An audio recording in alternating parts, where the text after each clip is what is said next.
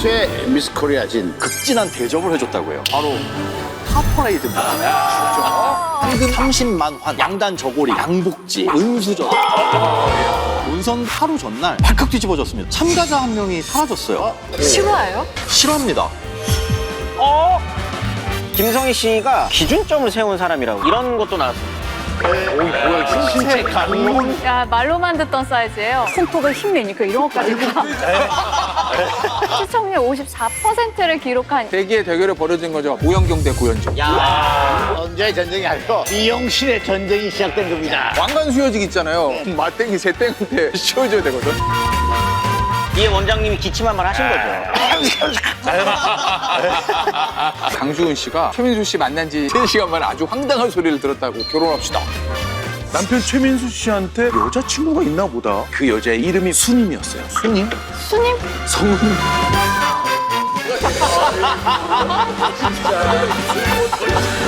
우리나라에서 미스 코리아 대회를 연 지가 지금 얼마나 된 겁니까? 제가 49회 미스 코리아 49회. 대회에 출전했거든요. 올해가 69년째입니다. 이야, 내년이면 70년이에요?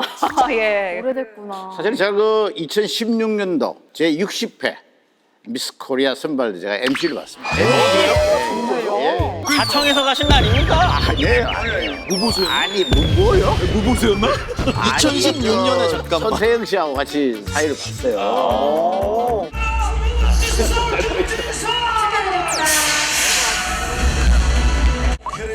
저기 마이크 들고 계신 마이크 분이. 들선 저예요. 키가 머리 하나 차이 정도가 나시네요. 키 차이가. 내년이 그 70주년이니까 10년 만에. 연락 주시기 바랍니다. 네, 그럴 줄 알았어. 목적은 거기에요. 연락 주시기 바랍니다. 아, 그러면 이쯤에서 또 궁금한 게 우리나라 최초의 미스 코리아 대회는 어떻게 시작하게 된 거죠? 우리나라 최초의 미스 코리아 대회는 57년 5월 19일 서울 명동 시립극장에서 열렸는데요. 당시 미국에서 미스 유니버스 대회가 열릴 예정이었거든요. 그래서 한국 대표로 나갈 미인을 뽑아야 했었습니다.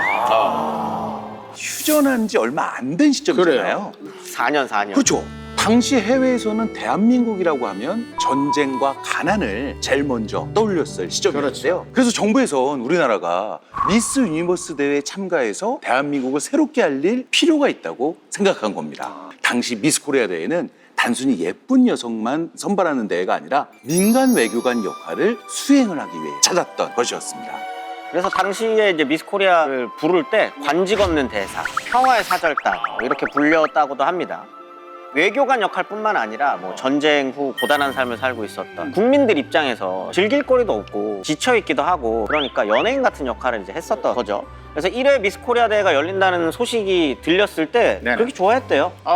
그래서 대회장에 들어가지도 못할 정도로 사람들이 줄을 서기도 했었다고. 근데 이제 그 입장료가 얼마냐? 입장료가 있어요? 아, 입장료가 있어요? 그때 이제 버스 요금이 2에서 3환 정도 했고 국밥 한 그릇 한 15환? 20환 정도면 충분히 비싸다. 한 50판? 그럼 한 50판? 100환입니다. 아, 버스 요금이 2환이었는데 네. 지금으로 따지면 한 5, 6만 원 하는 거죠. 네, 5, 6만 원 정도 하는. 꽤 비싼 편이네요. 꽤 비싼 편이죠. 근데도 사람들이 그렇게 많이 몰렸다는 거죠. 이렇게 한번 열리면 대박을 치는데 문제는 온 국민의 관심 속에 열려야 될 미스 코리아 대회는 시작도 하기 전에 난관에 부딪힙니다. 마감이 다가오는데 지원자가 없는 거예요. 지원자가 없는 거예요. 지원자가. 부끄러움이 너무 많아. 그렇지. 처음 열리는 대회고 결국에는 이제 응모 마감일이 있잖아요. 이 마감일을 연장해요. 열흘이나 연기한 끝에 겨우 지원자 다 채워가지고 대회를 열게 됩니다. 그럴 수 있겠다. 네. 그런데 현장에서 깜짝 놀랐죠, 다들. 네네. 갑자기 왜요? 수영복 심사가 있었어요. 와, 이때 57년에. 6.25 전쟁 끝나고 5년도 안 됐는데 와. 우리나라가 70년대 미니스커트 단속해가지고 뭐 치마 뭐 이렇게 단속 자루 재고 막 단속하고 그랬잖아요. 그런 나라가 57년에 수영복 심사를 했으니 난리가 났죠. 충격 그 자체. 그런데 뭐든지 충격 그 자체가 있으면 그 이면에는 폭발적인 반응이 있는 거죠. 그렇죠. 한마디로 난리가 난 거예요. 난리 났겠죠. 그렇다면 우리나라 최초의 미스 코리아 진이 된 사람 누굴지 궁금한데요. 바로 이분입니다. 이분입니까? 어우, 미인이시네. 제1회 미스 코리아 진 박현옥 씨인데요. 1934년생으로 당시 23살이었고요. 대한항공의 전신인 국민항공에서 근무하시던 분인데 얼굴이 좀 둥근 편이에요. 한국 미인, 그쵸, 한국 그쵸. 평민. 당시 미스 코리아 대회는 이제 미국에서 열릴 미스 유니버스 파견이 목적이었기 때문에 미의 기준도 좀 서구적인 기준을 따르려고 했다고 해요. 그래도 좀 지금의 기준에서 본다면 살짝 좀 복스러운 얼굴, 동양적인 미가 있는 미인들이 많이 배출이 된 것 같아요. 근데 뭐 어떤 대회에서 뭐 1등을 하게 되면 뭐 특전이 주어진단 말이에요. 그렇다면 최초의 미스 코리아 진 박현옥 씨는 어떤 혜택을 받았는가? 어마어마합니다. 어마어마. 아, 그래요? 상금이 30만 환. 와. 그리고 양단 저고리, 양복지, 은수저 이런 거 받았고요. 그리고 이 물질적인 것도 좋은데 이것까지 할 정도로 극진한 대접을 해줬다고요. 뭐랬지? 아마 여기 김주희 아나운서님도 이거는 못 해보셨을 것 같아요. 바로 카퍼레이드입니다. 카프레드까지. 와. 너무 멋있다. 이야. 아름다운 몸매띠를 따라하는 가운데 한국도의 미인 행진이 화려하게 거행되었습니다. 와, 사람들 보세요. 지금 난리 났습니다, 지금. 멋지네요. 보통 카포레이드라고 하면 야구나 축구 아니면 올림픽에서 금메달 땄을 때 금에 환영했다고 해서 국가적 차원에서 이제 열어주는 건데 그러니까 당시 미스 코리아들의 위상이 진짜 어느 정도였는지 짐작이 가는 영상인 것 같습니다. 그리고 저 김준 씨는 미스 코리아 진 됐을 때 뭘 받았나요? 일단 저도 좀 현금 받았고요. 우승 상금. 얼마였어요? 몇천에 해당하는. 그리고 이제 그 해에 또 주얼리 업체들이 그 해 미스 코리아들을 위해서 특별히 이제 왕관과 이런 것들을 제작을 해주거든요. 왕관도 받고. 뭔가 주는 거예요? 요구하고 있습니까? 예, 있습니다. 그 미스 코리아가 그 미스 유니버스 대회에 나가기 위해서 뽑은 거라고 하는데 그럼 우리 저 김주희 씨도 미스 유니버스 대회에 나갔습니까? 나갔었죠. 왜냐면 그거는 미스 코리아 진의 의무예요. 아, 의무? 예, 그 해외 미스 유니버스를 나가기 위해서 민간 사절단을 뽑았다는 그 목적에 맞게 미스 코리아가 되면 그 1년 후에 그 대회에 나가서 이제 한국의 미를 알린다는 사절단의 역할을 하는 거죠. 수상도 당연히 하시고 8명까지 그 순번인데 저는 9등쯤 한 것 같더라고요. 아, 본인 추측이시네요. 추측이. 9등으로 떨어졌다. 심증? 그 박현옥 씨도 미스 유니버스에 나간 겁니까? 네, 나갔습니다. 아 그래요? 네. 나왔구나. 2달 뒤 캘리포니아에서 열렸었던 미스 유니버스 대회에 참가를 했습니다만 입상은 하지 못하셨고요. 대신에 이제 세계에 알린 거죠. 전쟁으로 폐허가 된 나라가 아니라 그래도 이런 대회도 열 정도로 살아가고 있습니다라고 하는 걸 좀 보여준 거죠. 그리고 난 다음에 59년 미스 코리아 지인이 오현주 씨였는데 네네. 그분이 또 미스 유니버스 대회에 나가서 입상합니다. 인기상이랑 스피치상. 오, 스피치상. 네, 이걸 받아서 이제 국민들이 굉장히 좋아하기도 했었던. 스피치상은 너무 멋있다. 세계에서 인정받은 우리의 그 미스 코리아는 누가 있습니까? 역시 뭐 세계에서 인정받은 미스 코리아라고 하면은 네네. 장윤정 씨죠. 그 가수 장윤정 씨 말고. 엄마나 말고. 그렇죠. 87년 미스 코리아. 장윤정 씨.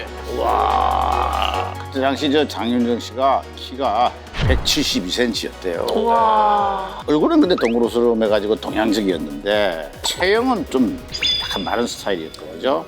굉장히 디테일하게 기억하시네요. 87년 일을 이렇게. 굉장히 디테일하게 기억하시네요. 네, 장윤정 씨는 1970년 대구에서 태어났고요. 예고에서 무용을 전공하다가 1987년 18살에 미스 코리아 대회에 출전해서 진으로 당선됐습니다. 1년 뒤 대만 타이베이에서 열린 미스 유니버스 대회에 나가서 2위를 차지했는데요. 당시로서는 미스 코리아가 해외 미인 대회에서 받은 최고의 성적이었다고 하네요.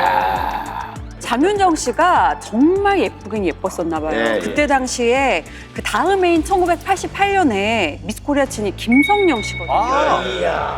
김성령 씨가 대회를 나가려고 준비를 하다가 장윤정 씨를 보고는 올해는 안 되겠네? 내년에 가야겠다 해서 더 준비를 해서 다음 해에 나갔다고 해요.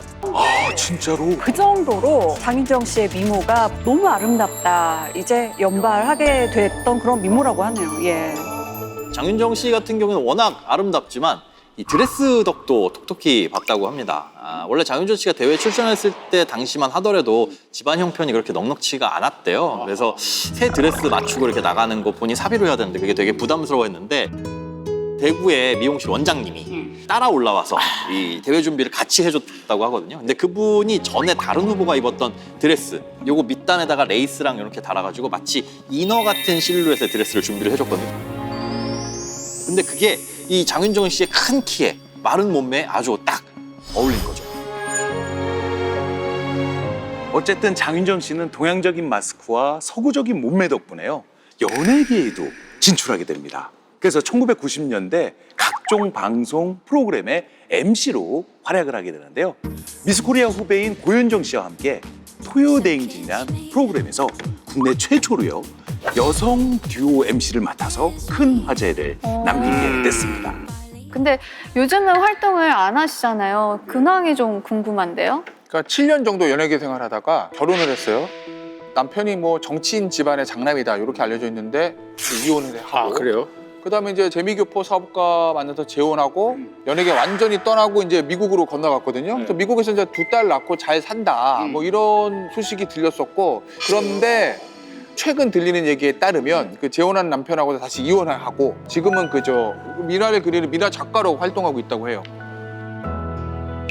이번에는요 장윤정 씨에 이어서 미스 유니버스 대회에서 역대 2번째 성적을 거두신 미스 코리아 한 분을 만나보도록 하겠습니다. 여러분도 아마 잘 아실 거예요. 하니 뭐하니 배우 이한희 씨입니다. 이하입니다. 이름부터 너무 예쁘고 개성 넘치시는 이한희 씨. 국악고 졸업 후에 서울대에서 국악을 전공했고요. 2006년 미스 코리아 진에 당선된 후 2007년 미스 유니버스에서 4위를 기록한 자타공인 엄친딸이죠. 제가 사실 2005년도 진이었고 한희 양이 2006년도 진이에요. 그래서 그 대회 날 진 대 진으로서 왕관수여식 날 또 물려주죠. 물려주는 대관식이랄까요?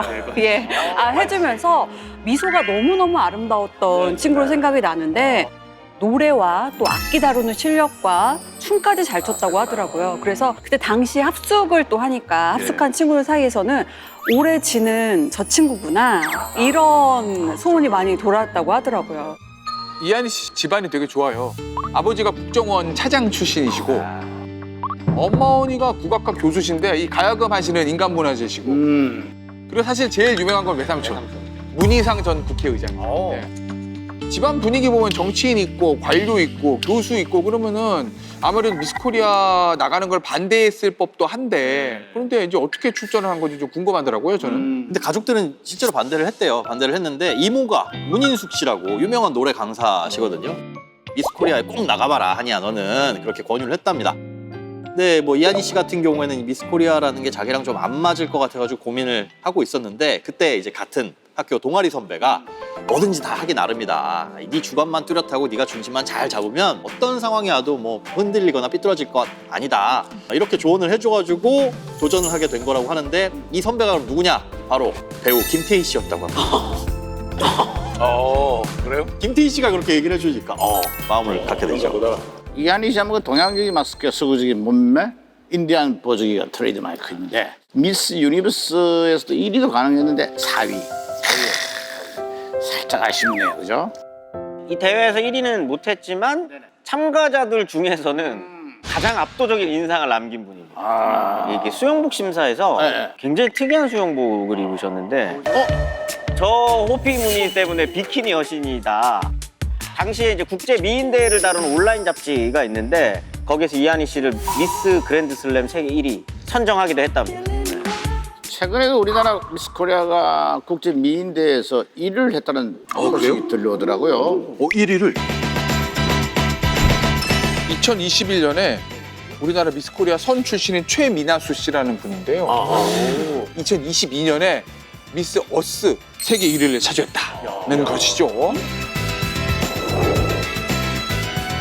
미스 코리아 진은 유니버스 우주잖아요. 네. 미스 코리아 선은 Earth 지구잖아요. 예, 미국에서 열리는 미스 유니버스가 진들이 그래서 나가게 되고요. 그 다음에 필리핀의 미스 어스 같은 경우에는 미스 코리아 선 미 당선자들이 출전하게 됩니다. 최민아도 씨는 역사상 국제 미인 대회에서 대한민국 최고의 수상 기록을 했다고 하네요. 대한민국을 대표하는 미스 코리아는 어떻게 탄생하는 건지 궁금증을 지금 한번 풀어보도록 하겠습니다. 대회 관계자들끼리 하는 재미난 말이 있더라고요. 미스 코리아는 타고나는 것이 아니다. 만들어지는 것이다. 뭐 이런 얘기가 있는데 우리 저 김주희 씨 동의하십니까? 어느 정도 동의합니다. 그래요? 어떻게 보면 20대 초중반의 나이들이 기본적인 뭐 무대 매너 같은 것도 몰랐을 거고 무대에서 하는 화장 그리고 걸음걸이, 파술 이런 모든 것들이 어떻게 보면은 대회라는 합숙 기간을 통해서 배우면서 나가는 거지 처음부터 딱 준비돼서 참가하는 경우는 정말 드물죠. 그래서 한 달 합숙 기간을 통해서 좀 성장하는 친구들을 보게 되는 것 같아요. 안녕하세요. 98년도 미스코리아미 이정민입니다. 지금은 합숙을 그렇게 길게 하지 않아요. 근데 저희 때는 거의 2달을 하거든요. 2달 동안 부모님 못 만나고 외부와 접촉이 없고 같이 먹고 자고 진짜 많은 거래요. 지금 생각해보면 지금 아이돌이 데뷔하기 전에 그 연습생 생활을 하잖아요. 그거를 2달 안에 끝낸다고 생각하시면 돼요. 댄스, 노래, 다 같이 군무, 워킹, 그리고 스피치 연습, 그건 밤에 연습하고 낮에는 지역에 봉사도 다니고 그리고 촬영도 하고 배울 게 정말 많고 단체 생활이 뭔지도 배우고 우정이 뭔지도 알게 되고 살아남아야 되는 법도 배우고 그랬던 것 같습니다. 추억이 새록새록 돋네요. 다들 미스 코리아 진을 바라보는 그런 경쟁 관계이기도 하잖아요. 같이 합숙하시는 분들이. 견제나 이런 것에서 생겨나는 에피소드들도 있었을 것 같아요. 있습니다. 유명한 일화도 있어요. 합숙 기간에 일어났던 일인데 본선 대회가 열리기 하루 전날 참가자 한 명이 사라졌어요. 발칵 뒤집어졌습니다. 왜? 이 사라진 참가자가 유력한 진 후보자인 거예요. 그러니까 뭐 관계자들이 단체로 멘붕에 빠지는 거죠. 어머. 그러다 어디 갔나 살펴봤더니 집으로 갔대요. 아, 집으로? 실화예요? 싫어합니다. 자, 왜 하루 앞두고 집으로 갔을까요? 그러니까요. 하기 싫어서. 집에 뭐 두고 왔나? 우선 이 에피소드의 주인공부터 공개하겠습니다. 바로 2000년 미스 코리아 진 김사랑 씨입니다. 김사랑 씨? 처음 듣는 히스토리예요. 네. 본선 전날 모든 걸 다 포기하고 집으로 갔을까? 당시 이제 미스 코리아 이 사이에서 공식 같은 게 있었대요. 뭐냐면 어차피 미스 코리아 진은 서울 진이 된다.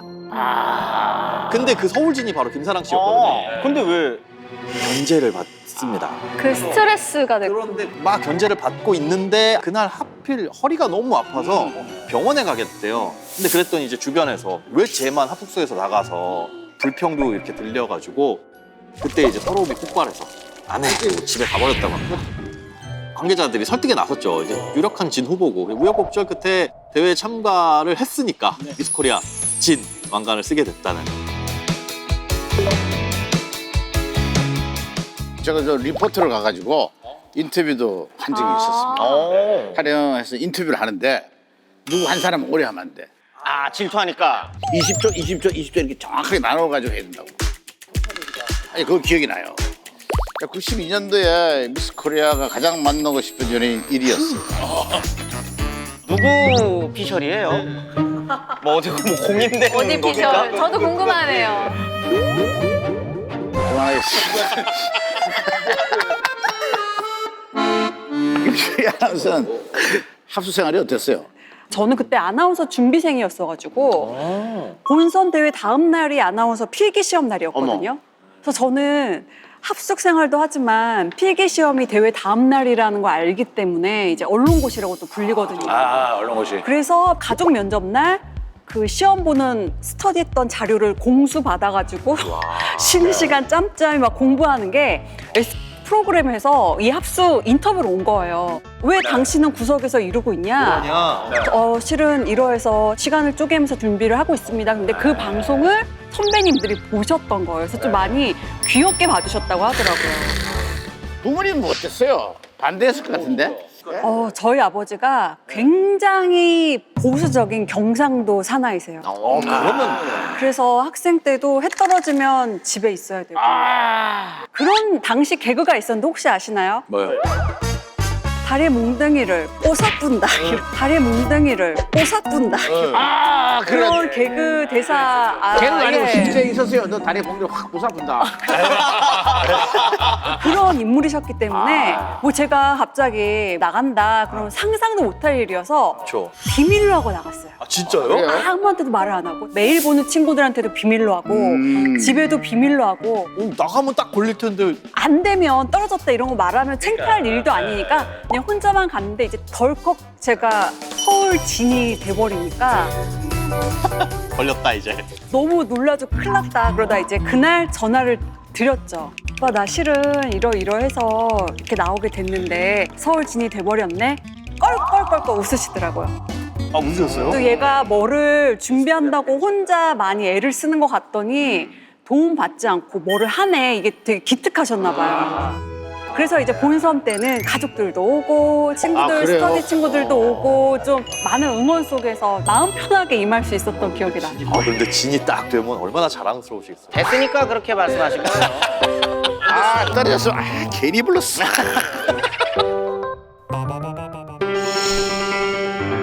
자, 이번엔요, 미스 코리아 그 진실도 한번 저희가 파헤쳐 보도록 하겠습니다. 저희가 미스코리아에 대한 오해와 편견들을 몇 가지 추려봤거든요. 먼저 미스코리아는 성형을 많이 했다. 그래. 네, 이거 사실이다 아니다? 사실이니 아니라 물으니까 마치 청문회 같은데 네네. 예, 진실되게 답하겠습니다. 아니다. 진짜? 안 했어요? 그렇죠. 네. 아니 일단 뭐 성형이라는 거가 요즘에는 자신의 컴플렉스를 뭐 개선해서 예뻐진다는 자신감을 심어준다 이런 개념이 좀 보편화되긴 했지만 그래도 너무 과하고 많이 하고 이런 참가자 같은 경우는 예선을 통과하지 못한 경우도 많대요. 그러니까 이제 봤을 때 아무래도 대회가 추구하는 미가 있겠죠. 좀 자연스럽고 편안하고 또 어떤 추구하는 가치가 있겠죠. 그러니까 뭐 절대적인 어떤 미만을 추구하는 대회가 미스코리아 대회는 아닙니다. 그리고 실제로 저도 했지만 그 심사 심사 기준에요. 했다 그랬어. 어디? 했다. 저도 그 심사를 했지만요. 심사에 맨 얼굴 심사라는 게 있어요. 맨 얼굴 심사. 너무 잔인하네. 그러니까 맨 얼굴 심사도 있어요. 그러면 두 번째 편견입니다. 미스코리아는 평균 사이즈가 44다. 맞습니까? 사사는 뭐예요, 사사? 여성복 사이즈죠. 네. 선물 한 번을 안 해보신 거예요? 아니 옷 선물 한 번을 안 해보신 거예요? 난 배허리 30에 44인치요? 그거는 진짜 아닙니다. 왜냐면 미스코리아 평균 키가 170이거든요. 저도 70이고. 근데 기본적인 이 골격의 크기가 있어서 44 사이즈는 정말 쉽지 않고 그리고 건강미 자체를 추구하기 때문에 44일 만큼 너무 말랐다 그러면 아마 아름답다고 느껴질 수 있는 기준에 부합할까 싶긴 하네요. 예. 그쵸. 다음 질문인데요. 미스코리아에 대한 세 번째 편견입니다. 미스코리아는 남자친구가 없어야 한다. 그건 너무 아니죠. 형. 있는데 없다고 하는 거지. 남자친구는 있어도 되는데 없어야 되는 게 있어요. 남편이 있으면 안 되는 거예요. 미스가 아니잖아. 미스잖아요. 미스 코리아니까. 그렇네 미세즈인데 그렇지. 미스 코리아. 자, 미스 코리아 출전 자격증에 결혼 또는 출산을 경험한 사람은 제외한다. 이혼도 안 돼. 예, 규정이 있어요. 이거는 근데 우리나라만의 규정은 아니고요. 국제대회 기준에 맞춰진 거라고 하네요. 예.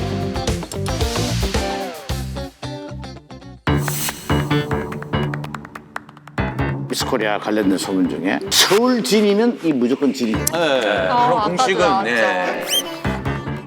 서울 아니에요? 서울 진. 저도 서울 진이었는데 그러네요. 서울 진이었다고 꼭 본선 대회에서 진이 된다. 이게 공식 미스카처럼 모든 대회가 다 그랬던 건 아니더라고요. 저 87년 미스코리아진 장윤정 씨, 그리고 뭐 2002년 미스코리아진 금나나 씨 같은 경우에는 대구 경북 지역 출신이었고요. 또 2001년 미스코리아진 김민경 씨, 그리고 2013년에도 유혜빈 씨가 대구 출신이었고요. 그러니까 100% 확률은 아니었다는 거죠. 그러나 높기는 하다. 높은 편이었다는 사실 같습니다. 그렇지, 아무래도 저 인구가 좀 서울에 많이 집중돼 있다 보니까. 그리고 아무래도 막 몇백 명씩 몰려요. 예. 실제로 통계를 봐도 그렇습니다. 2007년부터 2016년까지 이 10년 동안 미스 대구 경북 입상자 중 한 명 이상은 본선 대회에서 진선미 중에 한 명으로 이제 올랐거든요. 근데 미스 코리아 자매로 유명한 분이죠. 손혜임, 손태영 씨. 이 자매입니다. 원래 두 분 중에 언니인 손혜임 씨가 미스 코리아에 도전을 했는데요. 손태영 씨는 언니 미스 코리아 출전을 도우러 미용실을 함께 갔다가 원장님에게 한마디로 픽을 당했던 거죠.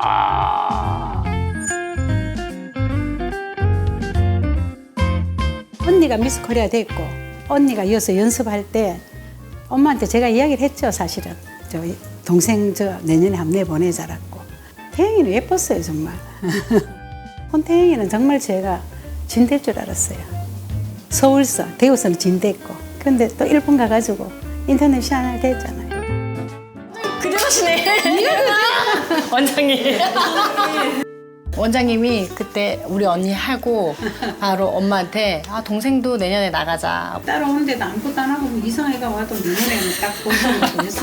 담대해야 된다고 손님들 막 뭐 해하고 있으면 우리 수영복 딱 입고 구두 거기를 이게 계속. 얼마나 그러니까 그런 연습을 손님들 있을 때 일부러 막 돌았어 우리가 이거 미소야.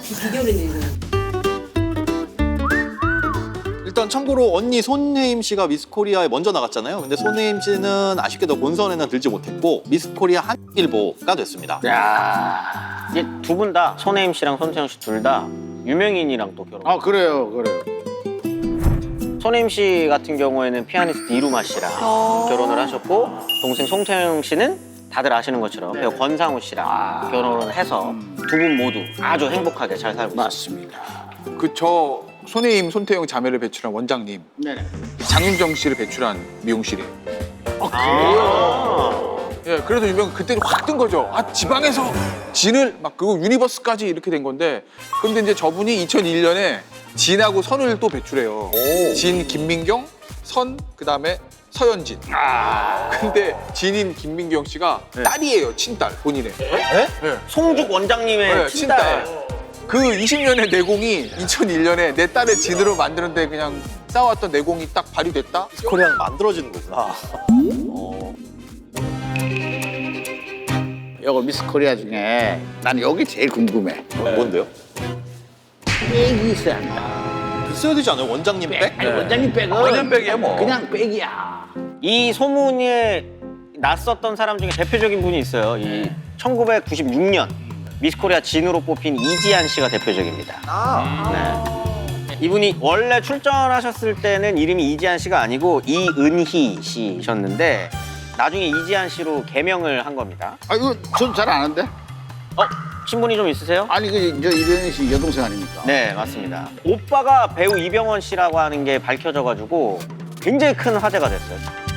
근데 안 닮았잖아요. 안 닮았어요. 진짜 안 닮았어요. 그러네요. 그래서 이복남매라는 소문이 있었어요. 그러니까 이지한 씨가 원래 이제 진으로 당선된 이후에 오빠 이병헌의 후광으로 뜨려고 한다, 뭐 이런 소문들이 있었어요, 실제.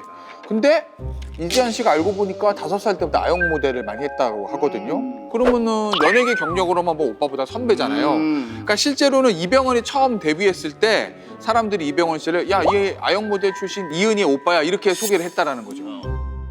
오빠보다 사실은 동생이 먼저 뜬 거고. 그런데 소문이 그것뿐만이 아니었습니다.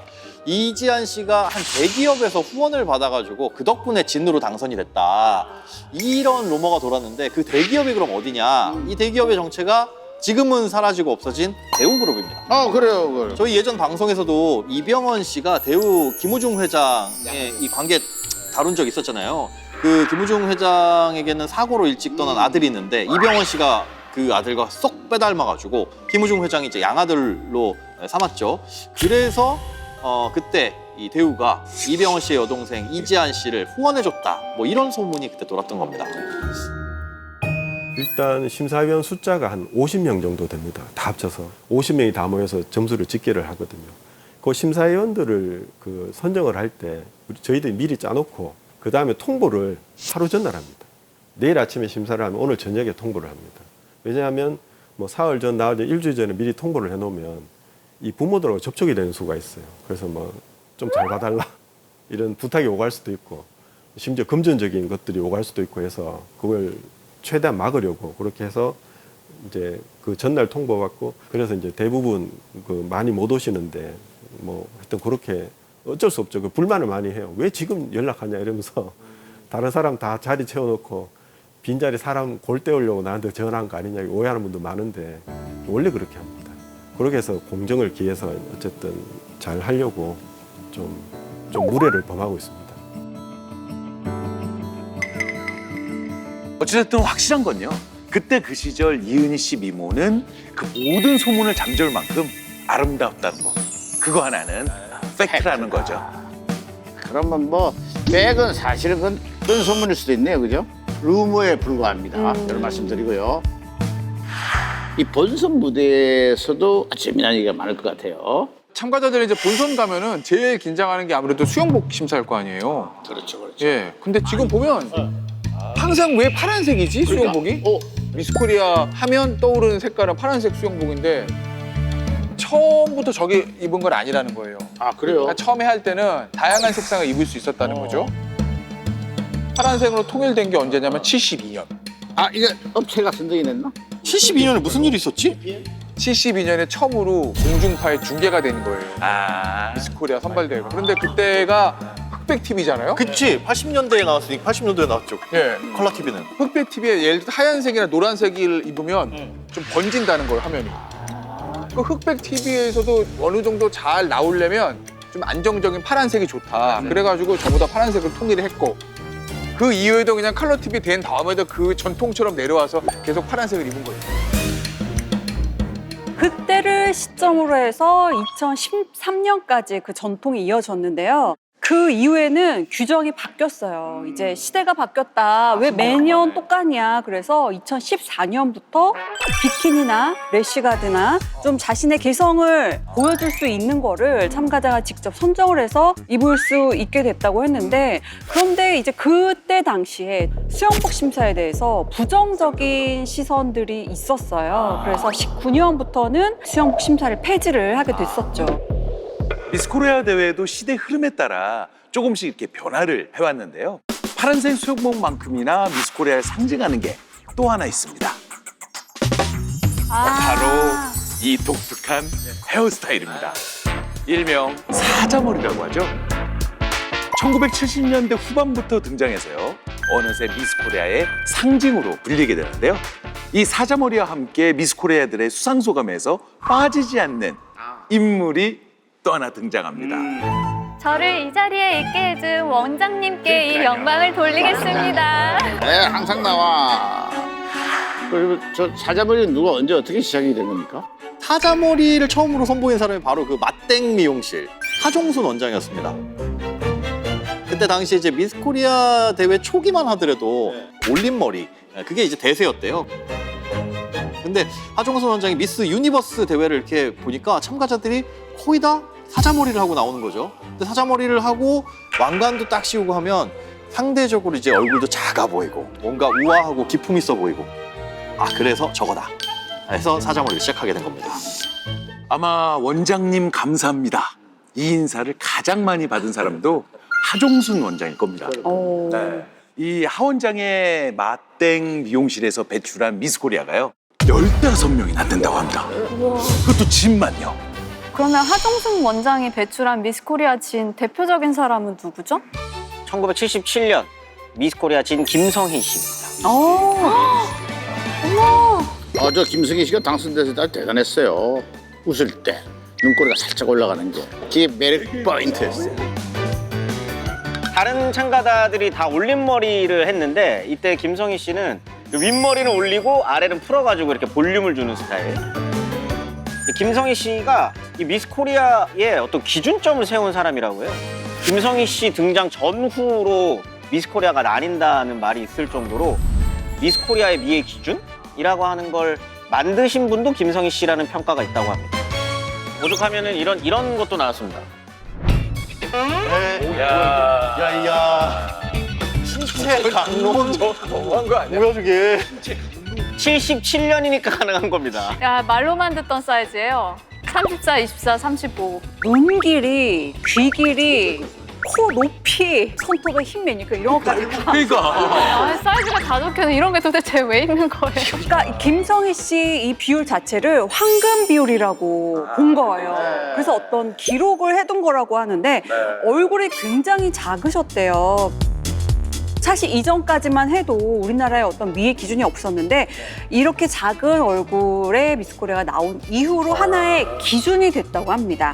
작은 얼굴, 큰 키, 서구적인 기준이 됐기 때문에 숫자표가 나오지 않았을까 싶네요. 크게 보면 세 가지 세대로 분류해서 볼 수 있습니다. 첫 번째 세대는 1957년부터 1976년까지 현모양처, 아주 단아하고 한국적인, 동양적인 미인, 후덕한 상의 미인상으로 평가를 받았으면 77년 미스코리아 진인 김성희 그분이 미스코리아 진이 되면서 70년대, 80년대, 90년대에는 서구적인 아주 얼굴이 작고 서구적인 체형을 가질 수 있는 미인상이 평가를 받은 시대였었고요. 2000년에 금나나 그분이 미스코리아 진이 되면서 지적인 외모뿐만이 아니고 뇌생녀라고 불리는 지적인 능력, 그 다음에 인터뷰 능력, 다양한 경험 퍼포먼스를 말할 수 있는 능력을 가진 분들이 미인상으로 됐었고요. 2010년대, 2020년대에는 엔터테인먼트, 다양한 퍼포먼스 능력, 다양한 자질의 능력이 개성화되어 있으면서 지적인 게 같이 녹여져 있는 미인상이 나타나고 있다고 생각합니다. 얼굴이 작아가지고 해외에서도 좀 선호할 스타일인데 국제대회 성적은 어때 들었어요? 77년에 나갑니다. 미스 유니버스에 나갔는데 결선에는 못 올라가셨고요. 상을 받긴 받으셨어요. 최고의 전통 의상상. 요 정도에서 이제 만족을 하셔야 했어요. 그 장윤정 씨가 미스 유니버스 상 탔잖아요. 그러니까 제일 유명했고 그 전에 미스 코리아 중에 떠오르는 사람은 다 김성희 씨거든요. 한 10년 전인데도 왜 그러냐면 최초의 미스 코리아 출신 연예인이에요.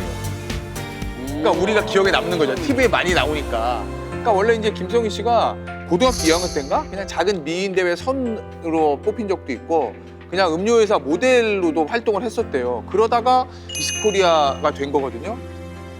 김성희 씨 이전에 뭐 그런 규정이 있었다는 거예요. 연예계 데뷔 금지. 연예계 데뷔하면 미스 코리아 자격 박탈. 근데 김성희 씨는 원래 이제 모델을 하다가 미스 코리아 당선됐으니까 내가 하던 일을 하는 거네요. 김성희 씨한테는 저 규정을 적용시킬 수가 없고 그래서 어쨌든 그렇네. 미스 코리아 출신 최초의 연예인이 됐다는 거죠. 그러니까 우리 머릿속에 인상이 강하게 박혀 있는 거예요.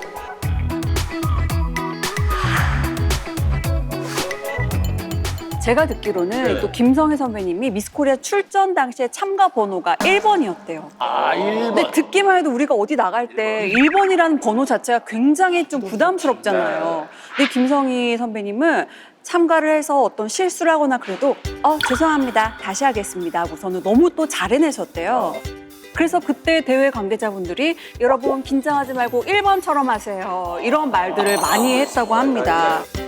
그래서 그 당찬 매력으로 인해서 훗날 MC까지 하게 되셨는데 81년도 당시 최고의 인기 프로그램이었던 쇼 2000에 이덕화 씨랑 같이 MC를 했다고 하네요. 또 김성희 씨 목소리가 굉장히 맑고요. 약간 콧소리가 섞인 애교 있는 듯한 목소리거든요. 그래서 가수로도 데뷔하게 됩니다. 1982년 1집 앨범 매력을 발표해서 신인 가수상을 탈 만큼 대박을 치게 됩니다.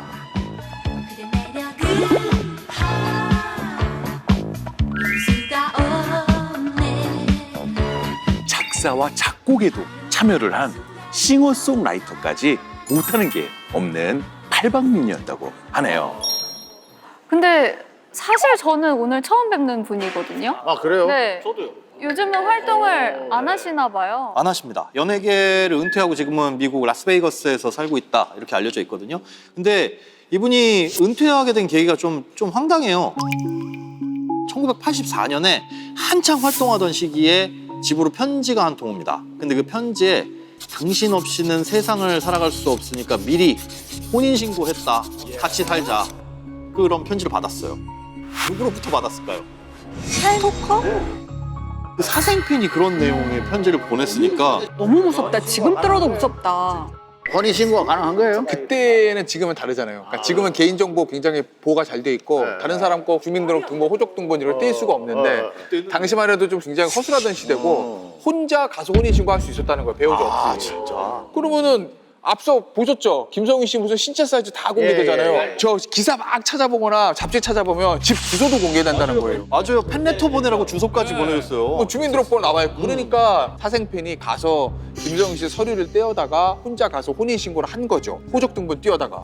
그리고 혼인신고서하고 편지를 집으로 보낸 거예요. 가족들이 깜짝 놀라잖아요. 이게 무슨 일이냐. 그래서 이제 경찰에 신고를 한 거고 그 경찰은 뭐라고 그랬냐면 내가 편지를 이렇게 보냈는데 날 만나주지 않는다. 그래서 집에 찾아왔다가 경찰한테 체포가 된 거죠. 그 혼인신고 당연히 무효가 됐겠죠? 아니 그건 당연히 무효가 되는 거죠. 상대 의사랑 상관없는 혼인신고니까 무효인 거죠 당연히. 나중에 김성희 씨가 이제 연예계를 떠나면서 이런 말을 했다고 합니다. 그 사건 때문에 마음의 상처를 받았고 팬들의 잘못된 사랑 때문에 연예계에 염증을 느꼈다. 연예계의 활동은 순조로웠지만 스스로 너무 외로웠다. 어떻게 보면 이게 솔직한 심정일 수 있겠죠. 아니 한 여성으로서 그런 사건을 겪으면 정말 멘탈이 잘 이렇게 건강하게 지켜나가기가 쉽지 않을 충격적이었을 것 같아요. 현타라 그러죠. 많이 왔을 것 같아요. 이제 팬들이 많이 생겼는데 그 결과가 이거라니 이런 느낌이 들면은 좀 벗어나고 싶은 그 마음도 충분히 이해가 갑니다. 사실 미스 코리아 중에 재벌가와 결혼한 분들이 꽤 계시잖아요. 이제 그 중에서 가장 부유한 남편을 만난 그야말로 재벌가의 사모님이 되신 분입니다. 누구야? 1986년 미스 코리아 출신인 이혜정 씨입니다. 이 미스코리아 출신 이혜정 씨 같은 경우에는 아시아 최고 재벌과 결혼을 했습니다. 그래요? 맞아. 현대판 신데렐라라고 불리기도 한다는데요. 이혜정 씨 같은 경우에는 대학에서 무용을 전공했고요. 그러던 중에 1986년에 미스코리아 대회에 출전하게 되는데 진선미는 아니었고요. 미스 르마. 자동차. 네, 미스 르마. 네, 이 타이틀로 2년 뒤에 대만에서 열린 미인 대회. 이게 이제 미스 원더랜드라는 대회라고. 원더랜드.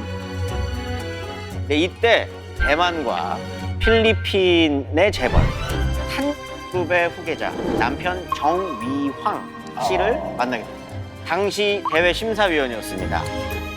1980년대 당시에 이 탄그룹은 아시아 두 번째 구호로 불리던 아시아 두 번째. 아시아 두 번째. 완전 재벌이죠. 사실 그런 미인 대회 참가자들이 엄청 많잖아요. 근데 이혜정 씨와는 어떻게 그 남편분이 사랑에 빠지신 거죠? 그러니까요. 사실 이혜정 씨는 진선미에 든 게 아니기 때문에 해외 미인 대회 참가했을 때 본인하고 어머니하고 단 둘이 대만 대회에 나가게 됐는데 얼마나 힘들어요. 그런데 하필이면 그때 어머니가 한국에 일정이 있어가지고 한국으로 돌아가시게 된 거예요.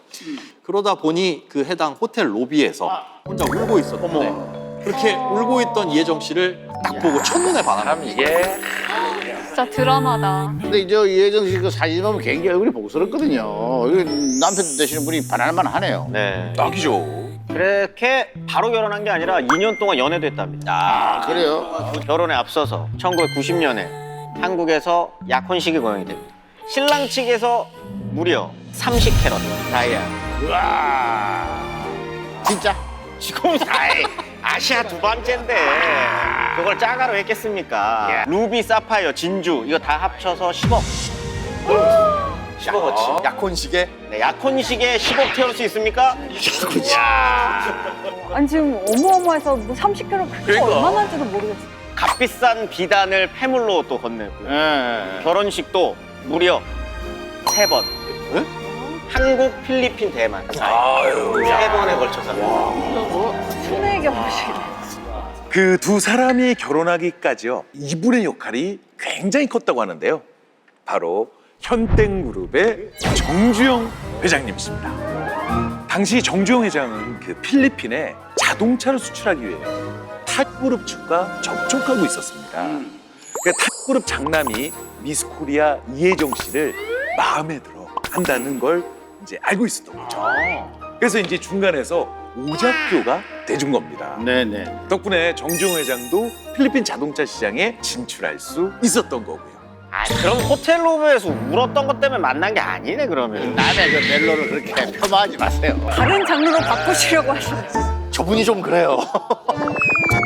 여기까지는 정말 전형적인 신데렐라 스토리인데 네네. 이 외국인 남편과의 결혼, 문화적 차이가 좀 엄청났을 것 같은데 결혼 생활은 좀 어땠어요? 대만, 필리핀 기반으로 하고 이름이 정위황이니까 딱 중국인이잖아요. 근데 이혜정 씨가 중국말을 할 리가 없잖아요. 근데 결혼 후에 이제 중국어를 배웠는데 금방 배워가지고 시아버지가 되게 예뻐했다는 거예요. 중국어를 금방 배웠다고요? 네, 뭐 그랬대요. 네.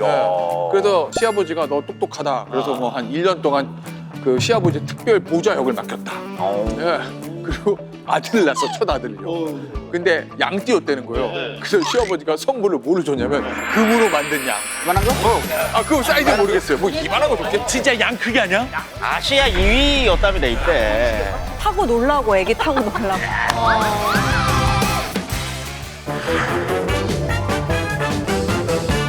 미용 씨 얘기로 돌아와가지고 네네. 김성 씨를 키우신 맛땡 하종수 원장 또 다른 경쟁자가 또 있습니다. 있죠, 있죠.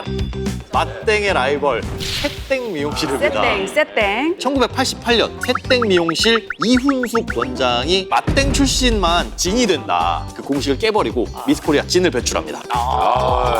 그 영광의 주인공이 누구냐? 바로 배우 김성령 씨였습니다. 와. 이전까지만 해도 이 새땡이 한 번도 미스코리아 진을 배출한 적이 없었는데 이게 김성령 씨가 첫 테이프를 끄는 거죠. 그런데 선으로 뽑힌 분이 배우 김혜리 씨인데 맛땡 미용실 출신이거든요. 그러니까 하종순 원장이 이를 갈고 나옵니다. 이야, 이게 뭐 범죄의 전쟁이 아니고 미용실의 전쟁이 시작된 겁니다. 이제 왕자를 되찾겠다. 아니, 한번 내가 차지한 왕자를 뺏길 수 없지가 아니겠습니까? 그래서 다음에 이제 세기의 덱이 누구냐? 오영경 대 고현정. 고현정 대 오영경. 빅매치네, 빅매치. 예, 빅매치입니다, 빅매치. 이거. 이 두 사람이 이제 89년도 미스코리아 진 자리를 놓고 이제 대결을 펼쳤는데 두 사람만의 승부가 아니라 마땡과 새땡 두 미용실의 자존심을 건 대결이 된 거죠. 자존심 대결 같이. 맛땡 미용실이 꺼낸 카드가 바로 배우 고현정 씨였는데요. 고현정 씨가 머리를 자르려 미용실을 갔는데 맛땡 미용실 원장이 고현정 씨를 보는 순간 딱 봐도 진이다. 전율을 느꼈다고 합니다. 전율까지. 그래서 고현정 씨한테 미스코리아에 출전해보지 않겠느냐 제안을 했는데요. 1989년도에 미스코리아에 나가는 건 반대했다고 합니다. 과연 왜일까요? 그때 뭐 그해 마가 꼈나? 너무 새로운 시각이다. 삼재에 들어와가지고. 그런 건 아니고요. 바로 고현정 씨 나이 때문에 그렇습니다. 나이? 예. 왜요? 당시 고현정 씨가 고등학생이었거든요. 아까 1987년도 진이었던 장윤정 씨가 고등학교 때 출전을 해서 굉장히 논란이 됐었거든요. 그래서 그런 논란을 피하려고 반대했고요. 하지만 고현정 씨는 결국 대회에 나가게 됩니다. 큰 결단을 하시네요. 아니, 불리해질 걸 알면서도 나갔다고요? 당시 모든 사람이 고현정 씨가 진에 당선될 거라고 확신할 정도로 대항마가 없었다고 합니다. 하지만 결과는 오영경 씨가 진이 돼버립니다. 근데 이때 오영경 씨는 이미 데뷔한 상태였어요. 네, 드라마에도 출연한 적이 있었고 CF에서 또 이제 얼굴을 알린 적이 있었는데 당시에 이제 동생이 미술의 소질이 있었는데 지병편이 이제 그렇게까지 넉넉하지는 않아가지고 미스코리아 진 상금이 1,500만 원이었다고 합니다 이때. 이걸 보고 하루만 수영복 한번 입자. 나갔는데 진이 된 거죠. 아니 그러면 이렇게 되면 그 맛땡에서 2년 연속으로 새땡 미용실한테 진 자리를 내어준 게 되잖아요. 뭔가 자존심에 금이 좀 갔을 것 같은데요. 왕관 수여식 있잖아요. 저 전전도 진이 나와가지고 왕관 씌워주는 거. 오윤경 씨가 당선됐을 때가 전전도 진이 같은 새땡을 하는 김성령 씨예요. 근데 김성령 씨가 미스 유니버스 때문에 외국에 있었다는 거예요. 진이니까. 그럼 선이가 되잖아. 선은 김혜리 씨는 맞땡이잖아요. 그럼 맞땡이 새땡한테 이걸 씌워줘야 되거든.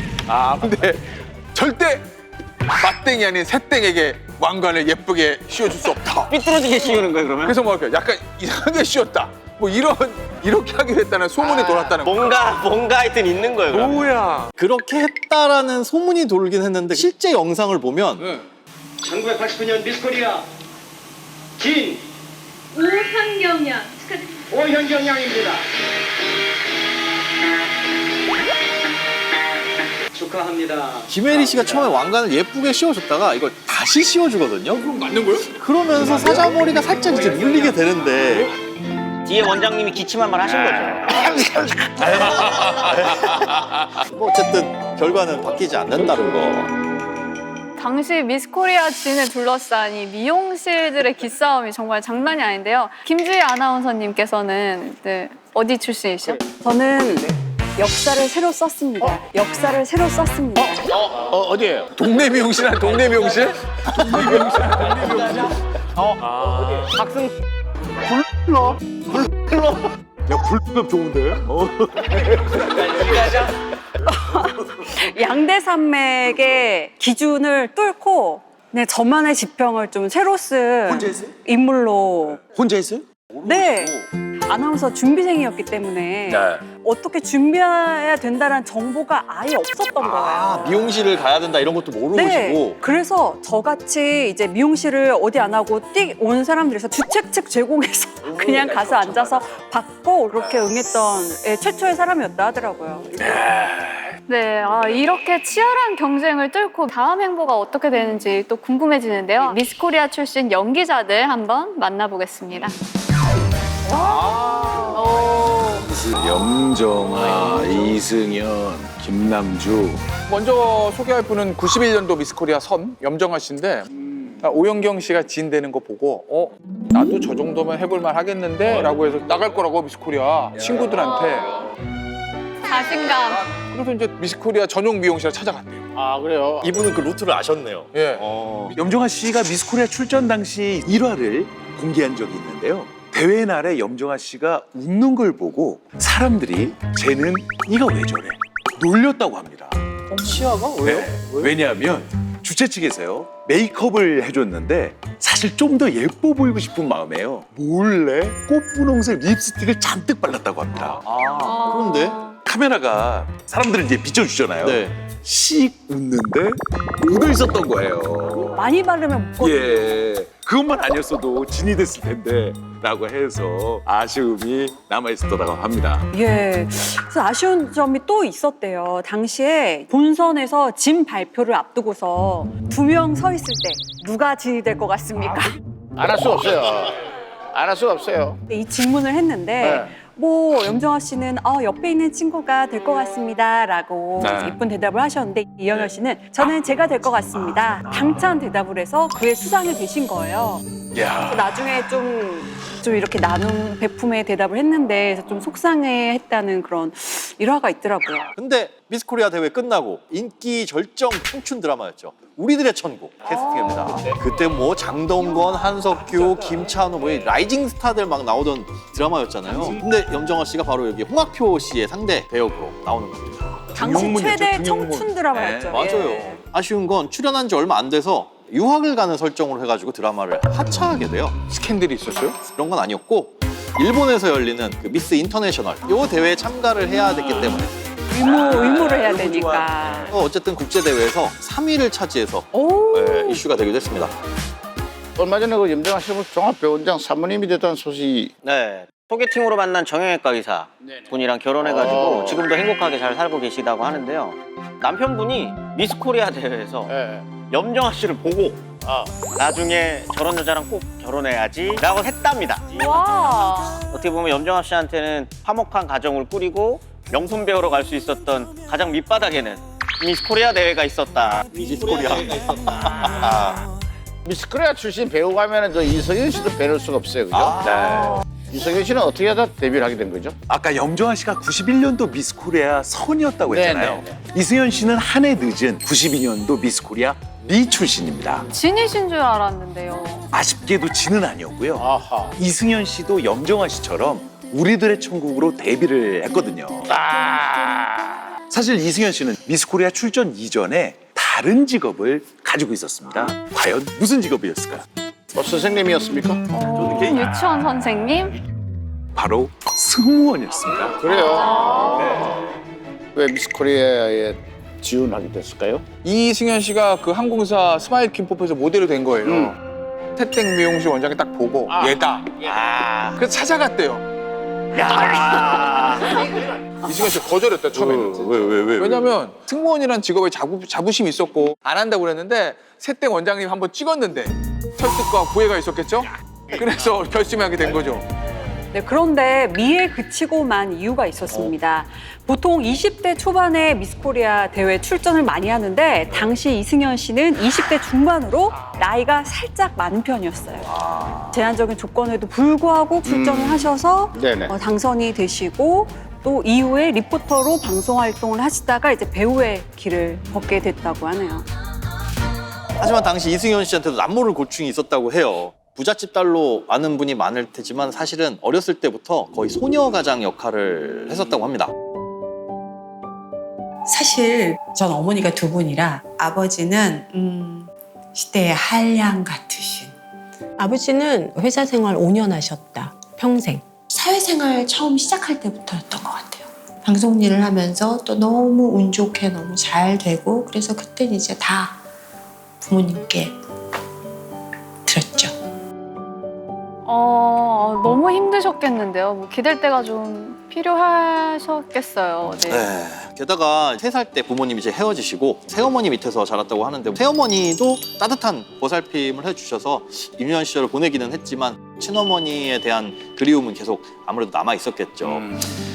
자, 이번에는 그 김남주 씨 얘기로 넘어갈 텐데요. 연기파 배우였는데 미스 코리아 출신인 줄은 몰랐네요. 정확히 말하면 경기 예선 진 아하. 이시기는 한데 본선 진출은 못 하셨다고 합니다. 그래요? 그래요? 이승현 씨와 같은 92년 대회에 출전을 했는데 그의 참가자들이 또 워낙 쟁쟁하고 그러고 2년 뒤에 공채 탤런트에 선발돼갖고 배우가 될 수 있으셨다고 합니다.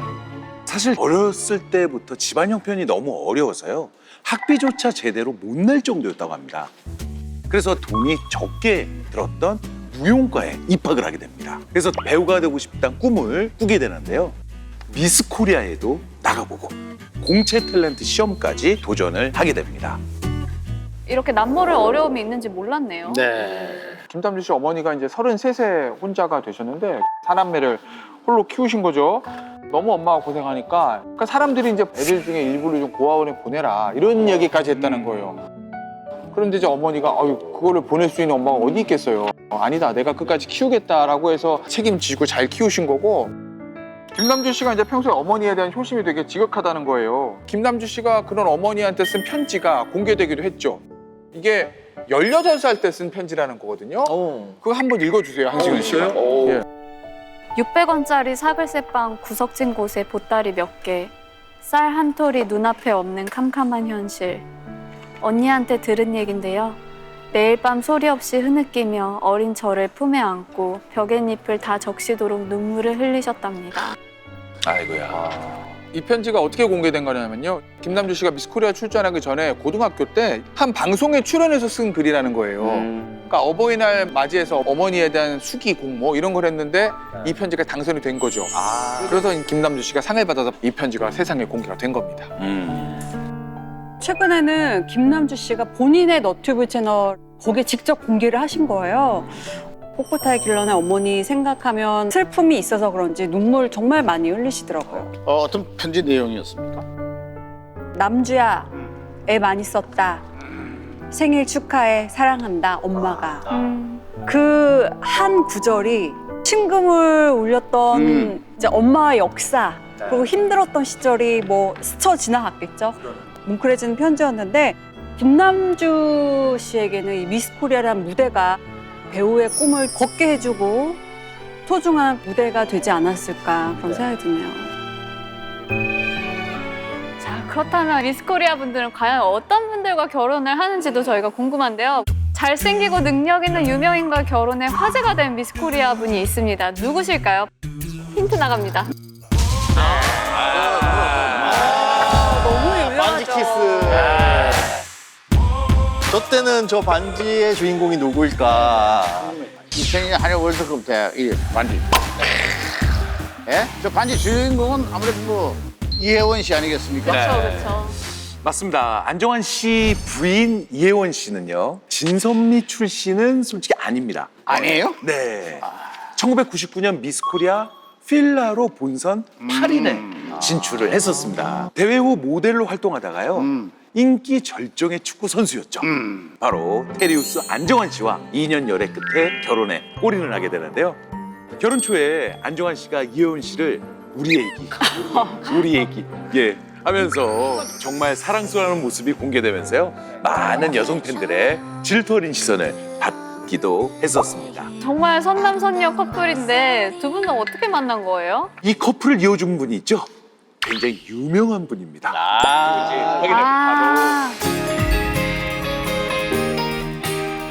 저희 패션쇼 할 때 마지막에 피날레가 웨딩드레스거든요. 결혼이라는 게 사랑의 결실이잖아요. 이걸 굉장히 포커스를 많이 갖고 계시더라고요. 커플 의상 하는 걸 영광스럽게 생각하시거든요. 뭐 이거를 보여주는 거라서 커플로 나오는 걸 굉장히 신경을 많이 쓰셨고, 그 안정환 선수를 말씀드리자면 워낙 외모도 뛰어나시고 축구 실력도 굉장히 좋았어서 외모 플러스 뭐 이제 실력까지 겸비해서 되게 이 센세이션이었는데, 그 즈음에 이제 이혜원 씨도 미스코리아 이제 입상하시고 그래서 이 두 커플이 좀 굉장히 화제가 많이 됐던 걸로 기억이 나고, 그 안정환 선수랑 이혜원 씨랑 이 어울릴 것 같은 느낌이 드셨나 봐요. 그래서 이 커플로 세우는 것도 뿌듯하게 생각하셨고 되게 만족해 하시고 너무 좋아하셨어요. 그 패션쇼에 나와서 그렇게 인연이 돼서 결혼을 하니까 그 뭐 아버지 입장에서 굉장히 또 신이 나셨던 것 같아요. 예. 역시 그 앙드레 김 선생님은 보통 분이 아니에요. 패션쇼에서 커플로 맺어진 두 사람이 실제 연인이 되고, 여러분 아시는 것처럼 지금 이제 아들, 딸 낳고 잘 살고 있습니다. 근데 이제 생전에 앙드레 김 선생님께서 미스코리아 대회에 굉장히 깊숙이 관여했던 걸로 유명합니다. 네네네. 그렇죠. 일단 미스코리아 대회 출전하시는 분들을 위해서 일단 의상, 단체 의상, 드레스를 맞춰주시기도 하고 심사도 오랫동안 보셨대요. 맞아요. 네네. 그래서 또 이혜원 씨처럼 미스코리아 당선자들을 패션쇼 무대에 세우기도 하고, 그래서 이제 미스코리아라고 하는 대회와 앙드레 김은 빼놓을 수 없는 관계입니다. 그러니까 앙드레 김 선생님이 2010년에 돌아가셨거든요. 네네. 그래서 2011년에 그 1주년 때 미스코리아 후보들이 이제 추모 공연 같은 걸 했어요. 그러니까 앙드레 김 선생님이 굉장히 이제 미스코리아 대회에 이제 사랑을 많이 주셨던 거 아니에요? 그렇죠. 예, 그러니까 이제 그 앙드레 김 선생님한테 굉장히 감동적인 그게 선물이 됐겠죠. 미스코리아 후보들이 본인을 위한 추모 공연을 하는 게. 자, 이번에는요, 안정환, 이혜원 씨 부부에 이어서 미스코리아 대회에서 부부의 인연을 맺게 된 또 한 커플이 있습니다. 바로 영화배우 최민수 씨와 아내 강주은 씨입니다. 깡주은 씨로도 이제 활동하시고. 연예계 최고 마초죠. 터프가이의 대명사 최민수 씨이신데요. 그런 최민수 씨를 제압할 수 있는 유일한 사람이 바로 미스코리아 출신 강주은 씨라고 합니다. 이 두 분은 어떻게 만나게 되신 거죠? 강주은 씨는 국적이 캐나다입니다. 1993년 미스 캐나다 진으로 선발돼서요. 본선으로 참가하려고 한국에 들어왔다가 미스코리아 대회 날에요.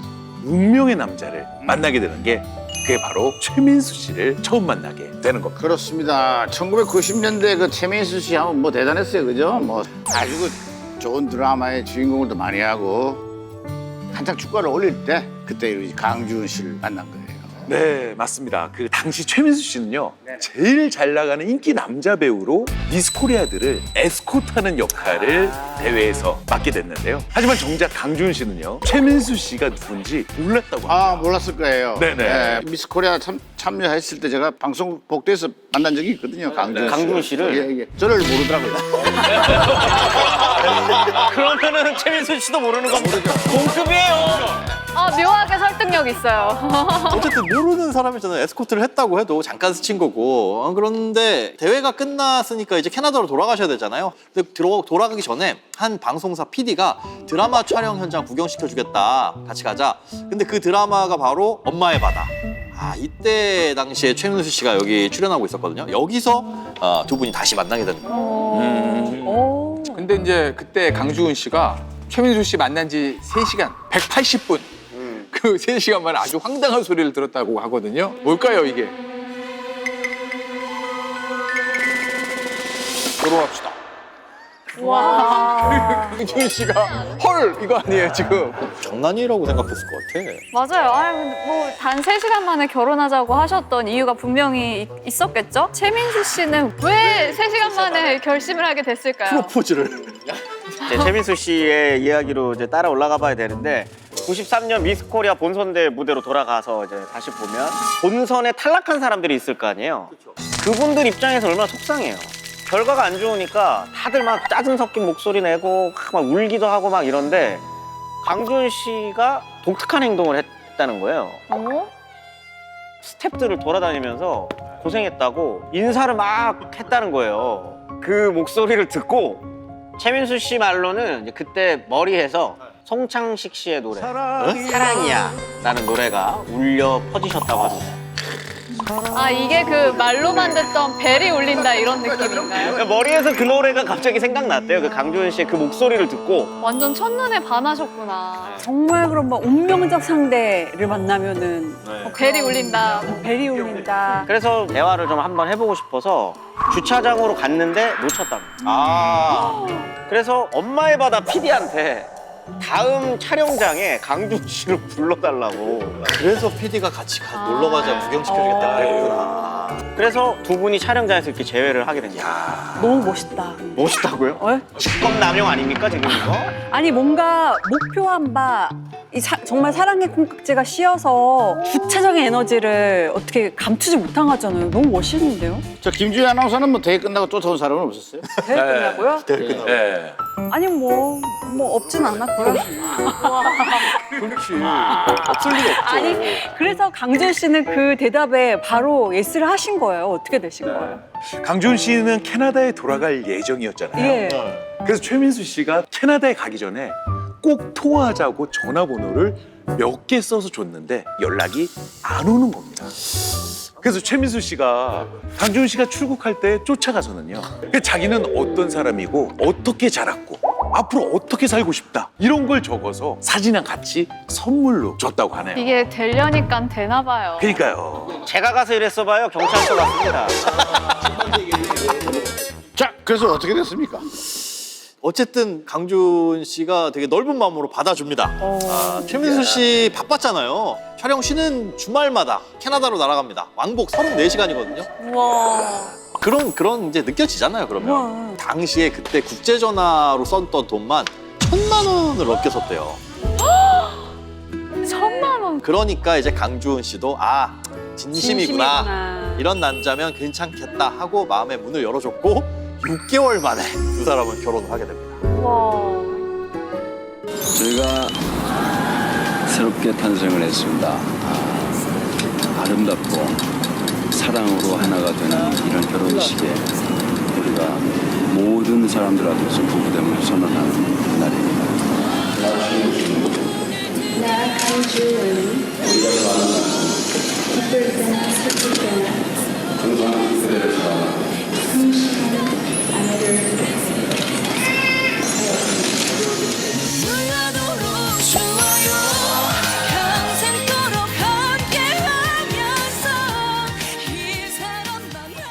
우와, 멋있어. 진짜. 그 최민수 씨 결혼에 관련 비하인드 스토리가 있습니다. 뭐예요? 우리 프로를 만든 신모 작가의 전원입니다. 이거.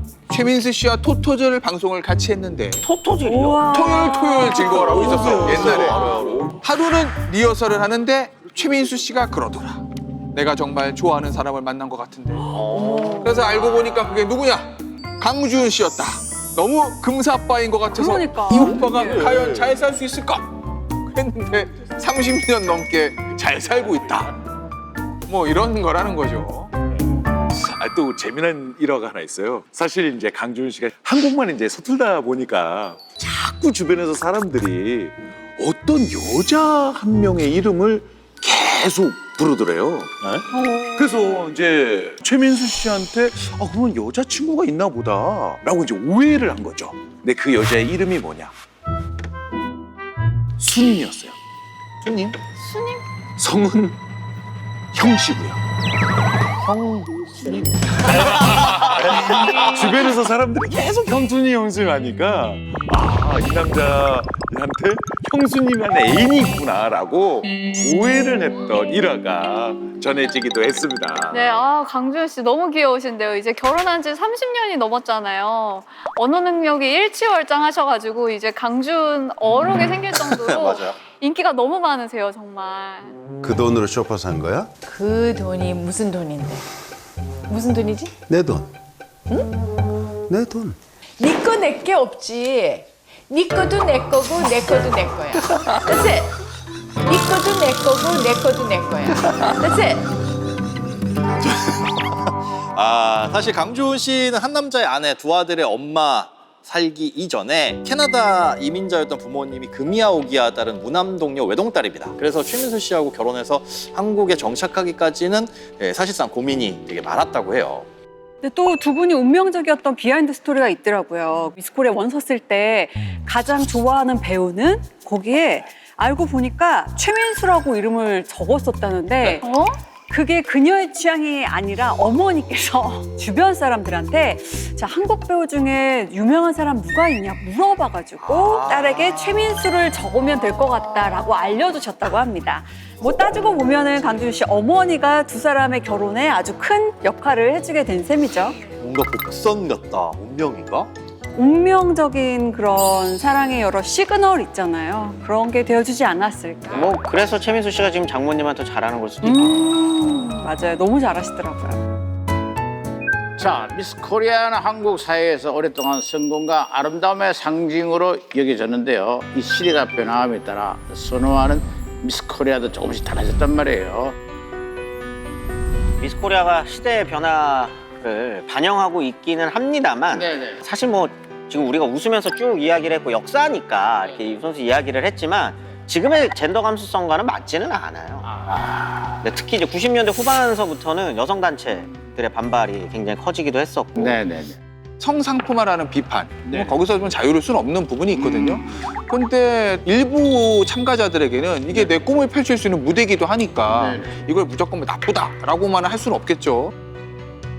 사실 모순인 것 같아요. 사람들은 예쁜 걸 좋아해요. 예쁜 물건을 가지고 싶어 해요.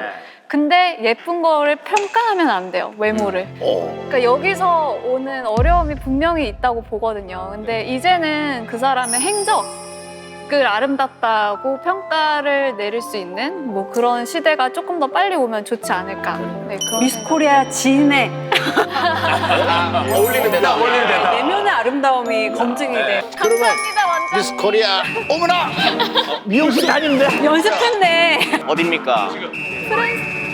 너무 요즘 MZ세대다운 말씀을 잘 정리해 주신 것 같아요. 2005년 미스코리아 대회 해를 돌아다 보면은 아마 제 삶에 있어서 가장 주체적이었고 꿈을 이루게 해준 그 무대였다고 생각을 하는데 가끔 그런 생각도 들어요. 제가 좀 지쳤을 때 그때를 돌아다 보면 같이 했던 친구들 그리고 함께 했던 시간들, 추억들 그런 걸 생각했을 때 참 청춘의 기록 같다. 그런 생각을 들게 해주는 의미가 아닌가 싶습니다.